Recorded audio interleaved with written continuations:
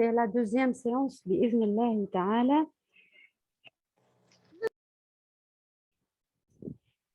إن الحمد لله نحمده ونستعينه ونستغفره ونعوذ بالله من شرور أنفسنا ومن سيئات أعمالنا من يهده الله فلا مضل له ومن يضلل فلا هادي له ونشهد أن لا إله إلا الله وحده لا شريك له ونشهد أن سيدنا محمدا صلى الله عليه وسلم عبده ورسوله. Certes, la louange appartient à Allah. Nous le louons et c'est à lui que nous demandons l'aide et le pardon. Et nous cherchons refuge auprès de lui contre les maux qui émanent de nous, contre nos mauvaises actions. Celui qu'Allah guide, personne ne peut l'égarer. Et celui qu'Allah égare, personne ne peut le guider. Et j'atteste qu'il n'y a de divinité digne d'adoration sauf Allah seul et sans aucun associé. Et j'atteste que Muhammad sallallahu alayhi wa sallam est son serviteur et son messager. Notre plan aujourd'hui, premièrement, les erreurs commises dans la récitation. Deuxièmement, les différentes vitesses de la récitation. Ensuite, les règles de l'isti'adha et de la basmala. Les règles de la basmala entre les deux surahs. Et finalement, les règles relatives à la sourate At-Tawbah. Donc, les erreurs commises dans la récitation. En arabe, c'est al-lahn.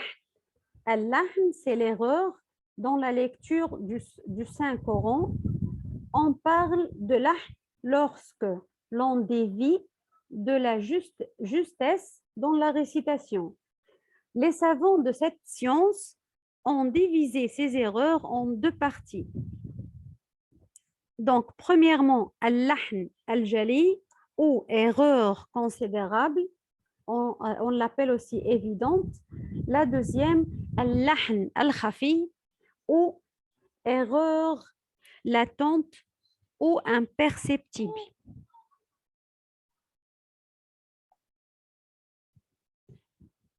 Donc, al-lahn al-jali ou l'erreur considérable, évidente, ce sont les fautes graves et évidentes. C'est-à-dire, par exemple, changer le sens des versets ou le fait de changer une lettre ou l'enlever, ce qui entraîne vers le péché. La faute évidente, c'est une erreur considérable ou évidente qui va en opposition avec les règles essentielles de la langue arabe. Elle peut ou non changer le sens de la phrase. On l'appelle lahn jali, évidente, car c'est une erreur qui paraît évidente aussi bien que pour les spécialistes du tajwid que pour les non-initiés. On parle de faute évidente lors du changement d'une lettre par une autre, par exemple, ou bien d'une haraka par une autre. Donc, c'est le changement de voyelle vocalisée. La faute évidente intervient également si les caractéristiques, sifat, des lettres ne sont pas respectées. Cette faute est évidente même si elle ne provoque pas une contradiction dans la langue arabe. On considère par faute évidente les exemples suivants. Par exemple, dire Alhamda au lieu de dire Alhamdulillahi. Donc ici, on a changé la haraka, fatha et damma. On a changé la damma avec une fatha. Dans la Fatiha, surat al-Fatiha, Alhamdulillahi Rabbil Alamin. Ou bien de prononcer ta comme un ta. Alors ici, par exemple, dans Wattini wazzaytoun, on dit par exemple Attini. En effet, Attin, c'est le figue et Attin, c'est l'argile. Donc, lorsqu'on a changé une lettre, Ici, il y a un changement du sens. التين. Elle sera tin. Alors, on comprendra ce qui constitue un changement au sens voulu et donc une faute grave dite jaliya, jaliya, évidente. Celui qui commet un lah jali et ensuite elle commet un péché. Encore par exemple dans sourate Al-Fatiha, si la personne récite Iyyaka na'budu wa iyyaka nasta'in sans mettre la shadda sur le ya, ya qui est en rouge ici. Alors cela change complètement le sens et cela devient une parole de mécréance. En effet, le sens de ce verset lorsqu'il est récité correctement signifie c'est toi seul que nous adorons. Iyyaka na'budu wa iyyaka nasta'in. C'est toi seul que nous adorons. Tandis que réciter sans la shadda sur le ya, le sens devient c'est la lumière du soleil que nous adorons. Vous voyez ici bien l'énorme différence et la gravité de l'erreur. Ainsi, les savants ont jugé ce genre de faute illicite et celui qui commet un lah jali, donc commet un péché. Donc, la deuxième erreur, on l'appelle lahn khafi, al-lahn al-khafi, une erreur dite latente ou imperceptible. Donc, cette faute n'est pas le même statut que la première catégorie. C'est une erreur dite subtile ou imperceptible qui n'est pas en opposition avec les règles de la langue arabe. Elle ne change pas non plus le sens, mais elle intervient lorsqu'elle est en désaccord avec une règle spécifique du tajwid. Elle est appelée khafi car seuls les initiés du tajwid peuvent percevoir cette erreur. On parle de lahn jali lors de la négligence de certaines règles de la lecture, telles l'abandon du mad ou bien d'une règle de ikhfa ou de ne pas faire la ghunna, le nasillement, lorsque cela l'exige. Les savants de la science du tajwid considèrent le lahn khafi comme étant muharram, détestable. Cependant, il existe tout de même une divergence à ce sujet car certains savants jugent aussi ce genre de faute haram, interdit, mais à un degré inférieur que la faute grave. Donc, les différentes vitesses de récitation, premièrement, at-tahqiq. At-tahqiq. Donc, c'est donner à chaque lettre ce qui lui revient de droit, tel l'allongement, al-mad, la prononciation correcte de la hamza, des voyelles brèves, le respect de la ghunna en lisant lentement et sereinement. Cette lecture est particulièrement recommandée aux professeurs lors de leur enseignement.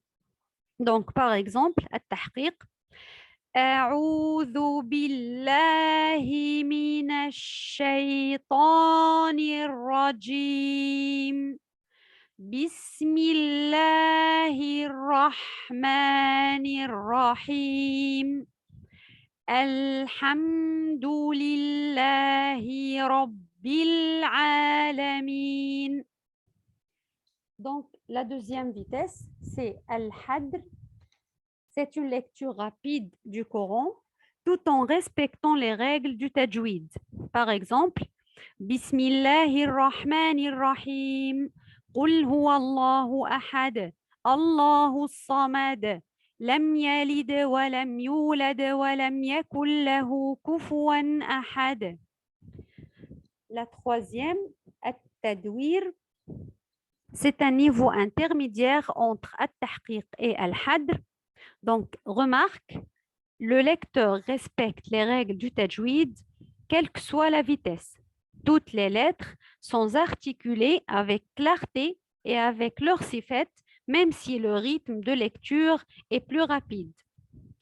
Donc, at-tahqiq, on lit lentement. Bismillahi. Al-hadr, Bismillahi. At-tadwir, Bismillahi. Donc, il y a une différence entre les vitesses de récitation. Les règles de al-isti'adha et de basmala. Dieu, le Très-Haut, nous a enjoint lorsqu'on souhaite entamer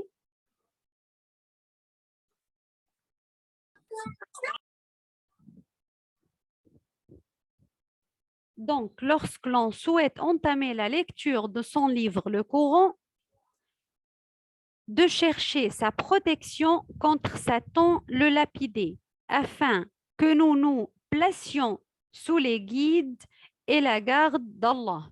Dieu a dit, lorsque tu lis le Coran, demande protection de Dieu contre le diable banni. Donc le Coran 16, 98.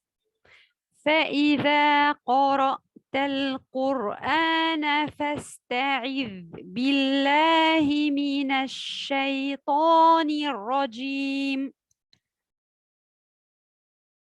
Ce verset, je m'excuse, ce verset incite donc la lecture à demander refuge ou la protection auprès d'Allah lors de la lecture du Saint-Coran. On va voir al-isti'adha, en arabe c'est A'udhu billahi minash shaytanir rajim. Comme définition, c'est demander à Allah de donner refuge contre Satan le lapidé. Sa formulation, A'udhu billahi minash shaytanir rajim. Je cherche refuge auprès d'Allah contre Satan le maudit. Donc, le fait de le dire à haute voix se fait dans deux cas pour al-isti'adha, bien sûr. Donc, la première, c'est lorsque celui qui récite est entendu par d'autres personnes, il la prononcera à haute voix. Deuxièmement, la seconde, lorsque celui qui récite est dans un groupe d'apprentissage et qu'il est celui qui débute la lecture au sein du groupe, c'est-à-dire qu'il le dira à voix haute, sachant que c'est la première personne à réciter. Les autres n'auront pas besoin de la prononcer par la suite. Elles en seront dispensées. Donc, le fait de le dire à voix basse se fait dans 4 cas. Pour la prière, par exemple, aussi bien celle que l'on fait à voix basse que celle que l'on fait à voix haute. Donc, une personne qui lit à voix basse le Saint-Coran dans un train ou autre. Lorsque celui qui récite prend place dans un groupe d'apprentissage et qu'il ne soit pas le premier à lire, afin de garder la continuité de la lecture commune. Donc, lorsqu'on lit le Saint-Coran seul, on dit al-isti'adha à voix basse. Donc, remarque, lorsque le lecteur souhaite réciter un passage d'une sourate qui n'est pas le début de celui-ci, il prononce la formule de al-isti'adha. Cependant, il n'est pas recommandé d'enchaîner al-isti'adha directement avec le verset si cette liaison directe peut La hawla wa la quwwata illa billah, peut prêter à confusion quant au sens du verset. Par exemple, pour Sourate Al-Baqarah, le verset 255, Ayat al-Kursi, le début est Allahu la ilaha illa huwa al-hayyul qayyum. Donc, il n'est pas approprié de lier le mot ar-rajim de l'isti'adha, a'udhu billahi minash shaytanir rajim. Il n'est pas approprié de lier ar-rajim au nom d'Allah subhanahu wa ta'ala. Ainsi, l'imam al-Shatibi ordonnait de lire al-basmala après al-isti'adha dans tel cas. Donc, il y a 4 possibilités d'enchaîner al-isti'adha et la basmala avec le début de la sourate. Premièrement, l'injonction complète, wasl al-jami', l'injection complète. C'est le fait de tout lier sans faire de pause entre al-isti'adha, la basmala et le début d'une sourate. C'est une manière permise. Exemple avec sourate Al-Ikhlas, verset 1. أعوذ بالله من الشيطان الرجيم بسم الله الرحمن الرحيم قل هو الله أحد. La deuxième, قطع الجميع, donc la séparation complète. On marque un point d'arrêt après al-isti'adha, puis après la basmala et avant la lecture de la sourate. Et c'est ce qui est le plus courant. Par exemple, أعوذ بالله من الشيطان الرجيم بسم الله الرحمن الرحيم قل هو الله أحد. La troisième, وصل الاستعاذة بالبسملة. Donc, on lit al-isti'adha et la basmala et on marque un point d'arrêt avant le début de sourate. أعوذ بالله من الشيطان الرجيم بسم الله الرحمن الرحيم قل هو الله أحد. La quatrième, وقف على الاستعاذة ثم وصل البسملة بأول السورة. On lit al-isti'adha et on marque un point d'arrêt, ensuite lier la basmala et le début de la sourate. أعوذ بالله من الشيطان الرجيم بسم الله الرحمن الرحيم قل هو الله أحد. Pour la basmala, Bismillahir Rahmanir Rahim.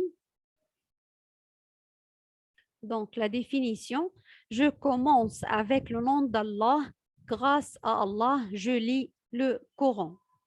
Sa formulation, Bismillahir Rahmanir Rahim.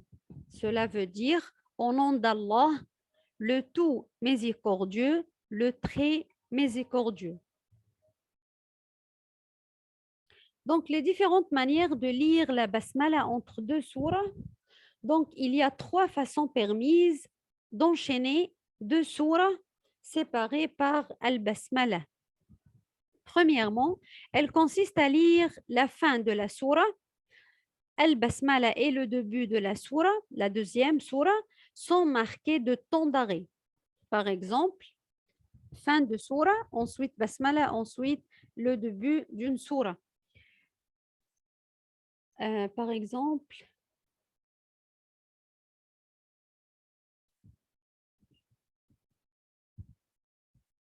ومن شر حاسد إذا حسد بسم الله الرحمن الرحيم قل أعوذ برب الناس. La deuxième, c'est lire la fin de la sourate et s'arrêter, ensuite lire la basmala, puis marquer à nouveau un temps d'arrêt, commencer ensuite la deuxième sourate.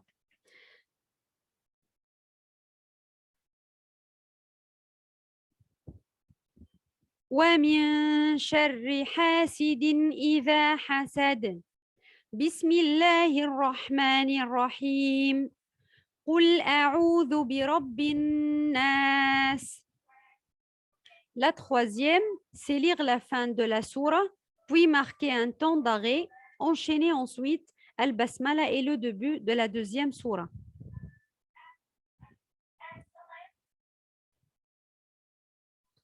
ومن شر حاسد إذا حسد بسم الله الرحمن الرحيم قل أعوذ برب الناس. Donc ici il y a un exemple. قل هو الله أحد الله الصمد لم يلد ولم يولد ولم يكن له كفوا أحد. Donc Bismillah, Surat al-Ikhlas, ensuite Surat al-Falaq. Donc, c'est la fin de la première surah, وَلَمْ يَكُنْ لَهُ كُفُوًا أَحَدٌ. Ensuite, al-Basmala, Bismillahir Rahmanir Rahim. Et ensuite, le début de la deuxième surah. Donc, comme j'avais dit, on peut enchaîner les trois. ولم يكن له كفوا أحد بسم الله الرحمن الرحيم قل أعوذ برب الفلق أو ولم يكن له كفوا أحد بسم الله الرحمن الرحيم قل أعوذ برب الفلق. La troisième ولم يكن له كفوا أحد بسم الله الرحمن الرحيم قل أعوذ برب الفلق. Le quatrième محرم de dire ولم يكن له كفوا أحد بسم الله الرحمن الرحيم. On s'arrête ici et ensuite on dit قل أعوذ برب الفلق. C'est faux parce que la basmala est toujours au début de la sourate, n'est pas à la fin de la sourate. Donc, lorsque tu écoutes, lorsque je dis وَلَمْ يَكُنْ لَهُ كُفُوًا أَحَدٌ بِسْمِ اللَّهِ الرَّحْمَنِ الرَّحِيمِ, tu crois que le basmala est la fin de la première sourate. Et donc, c'est faux. Donc, comme j'avais dit, il y a une quatrième possibilité, mais qui est interdite. Elle consiste à lier la fin de la sourate avec al-basmala, puis de marquer un temps d'arrêt. Ensuite, on lit la deuxième sourate. Les savants ont interdit cette quatrième possibilité car al-basmala a été établi en début et non en fin de la sourate. Il est recommandé de lire al-basmala au début de chaque sourate, à l'exception de sourate at-Tawbah. Donc, sourate at-Tawbah, Bismillah. Sourate al-Anfal se termine avec Inna Allah bi kulli shay'in alim. Et sourate at-Tawbah début Bara'atun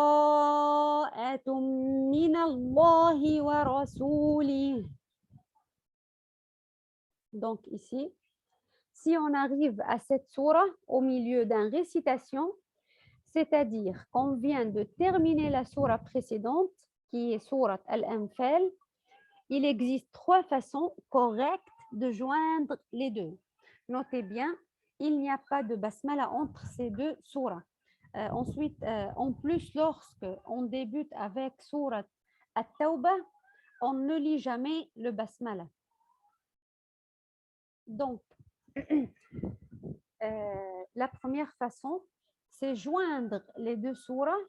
Donc, on peut joindre le dernier verset de sourate Al-Anfal au premier verset de sourate At-Tawbah dans un seul souffle. Donc, on dit Inna Allah bi kulli shay'in alimun bara'atum min Allahi wa rasulih.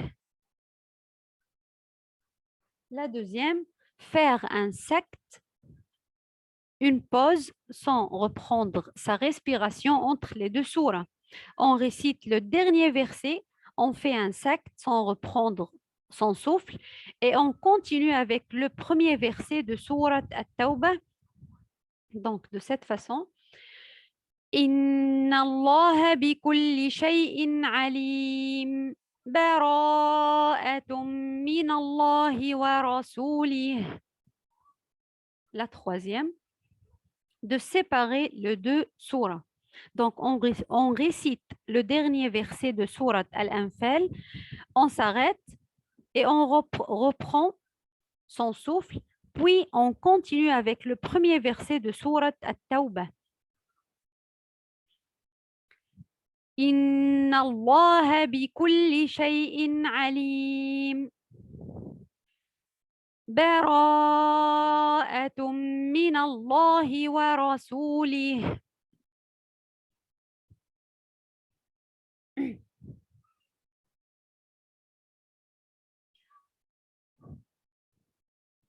Maintenant, Bismillah.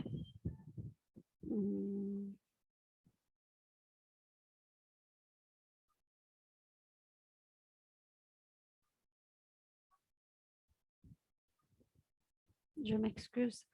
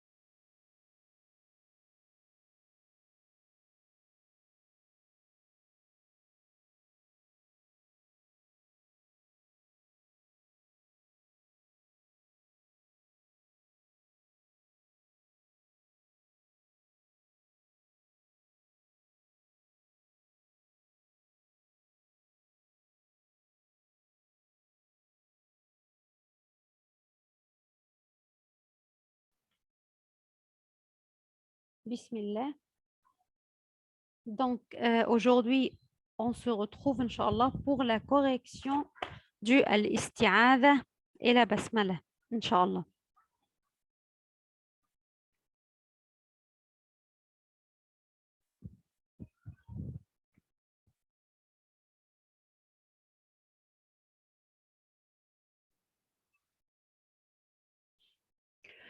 Bismillah. Donc, pour al-isti'adha, avant chaque commencement de notre récitation, il faut toujours demander la protection d'Allah par rapport à Satan. Sans trop tarder, on va commencer par al-isti'adha. A'udhu billahi minash shaytanir rajim. Donc ici, on dit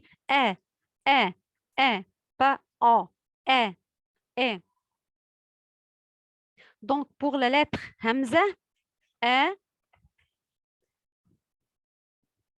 lettre Hamza est amensi, muraqqaqa. Donc on pousse la lettre du fond de la gorge. Ou. Donc ici, il y a Bismillah. Pour le alif, on va faire une vraie fatha. Damma, une vraie damma. Donc, on pousse les lèvres vers l'avant avec une prolongation. Pas o. C'est dhu. Remarquez bien que c'est un vel. C'est un vel, c'est pas del. Car parfois on entend dou. Non, c'est dou, dou. A'udhu pour billahi, bi. Donc, c'est une vraie kasra, bi, pas b, bi. Donc, parfois ici, on peut être influencé par notre dialecte. Donc, on dit b, billahi, c'est bi, billahi, a'udhu billahi, hi, une vraie kasra ensuite. Encore ici pour le ha, billahi, mina, mina. أعوذ بالله من الشيطان. Donc, parfois, on a tendance à emphatique le noun de mina. On dit mina, mina. Non, c'est mina. Donc, c'est une erreur, bien sûr, car le noun est toujours aminci. Mina, mina. الشيطان. الشيطان. Donc, الشاء aminci, le ya est aussi aminci. Et lorsqu'on arrive à ta, on arrondit le son du ta. الشيطان. الشيطان. Bien sûr, c'est ni, une vraie kasra, c'est pas né. الشيطان. الرجيم. الرجيم. Ici avec une ra mushaddada, donc avec shadda. C'est l'équivalent de deux ra, la première avec un soukoun et la deuxième fatha, ra. Arra, arra, arra. Donc la première avec un soukoun, la seconde avec une fatha. Ici, il y a une erreur très fréquente alors qu'on s'appelle takrir.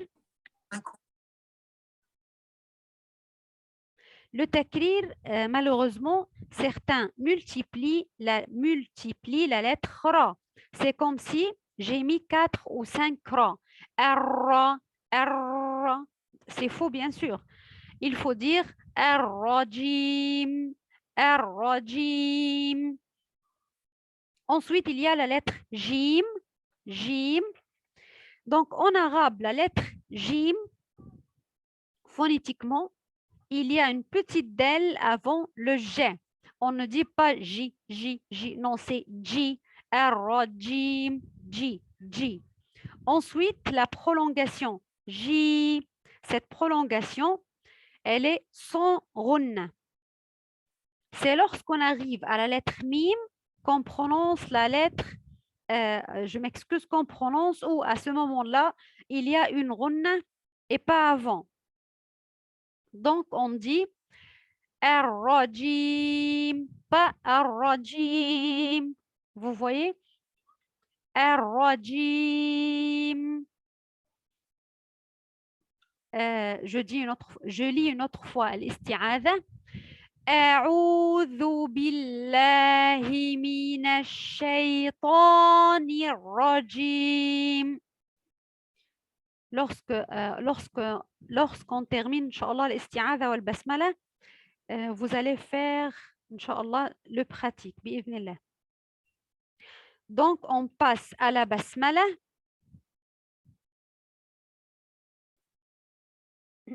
Bismillahirrahmanirrahim. Bismillah. Donc, le fait de dire B, bismi, c'est, il faut dire bi, bismi, une vraie kasra. On va donner au sin son ton. Bismi, bismillahi, bismillahirrahmanirrahim. Il faut bien prononcer Allahi, le alif. On dit Allahi. Il y a un allongement, c'est pas Allah, non, c'est Allahi, parce qu'il y a une shadda. Et ici, comme il y a la kasra avant le nom d'Allah, on dira Bismillahi, pas Bismillahi. Bismillahi. La règle est simple. Lorsque le nom d'Allah est précédé d'une kasra, le lemme de Allah se prononcera de manière aiguë. Exemple, Lillahi, Bismillahi. Et lorsqu'Allah est précédé d'une damma ou d'une fatha, donc pour Hafs, ici, on la prononcera d'une manière grave comme A'udhu. Non, A'udhu billahi, non.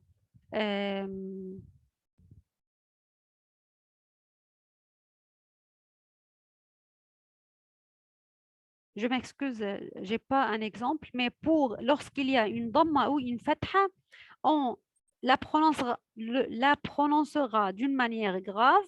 Lorsqu'il y a une kasra, aminci. Il n'y a aucun autre cas, on lit la lème de manière aminci, sauf le kasra. Il faut faire attention à ne pas oublier la kasra de ha. Allahi, une vraie kasra bien sûr. Bismillahi. Ar-Rahmani. Ici, en Ar-Rahmani, il faut faire bien attention au ra. Elle se prononce de manière grave et elle est doublée. Donc, Ar-Rahmani. Ar-Rahmani. Ni, pas ne. Ni. Donc, il ne faudra pas beaucoup rouler Ar-Ra, Ar-Ra, pour ne faire pas le takrir. Ensuite, Ar-Rahim. De même, pour le Ra, il ne faut pas beaucoup le doubler. Ar-Rahim. Donc, c'est tout, Inch'Allah. Ah, bien sûr, il ne faut pas faire Ghunna Ar-Rahim dans le prolongement de la lettre Ha. Ar-Rahim. La Ghunna sera seulement sur le mime. Inch'Allah, on va faire Bismillah.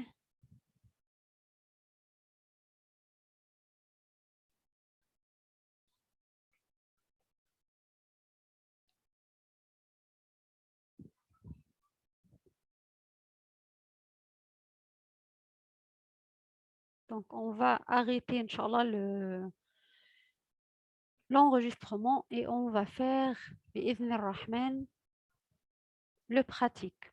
سبحانك اللهم وبحمدك نشهد أن لا إله إلا أنت نستغفرك ونتوب إليك سبحان ربك رب العزة عما يصفون وسلام على المرسلين والحمد لله رب العالمين.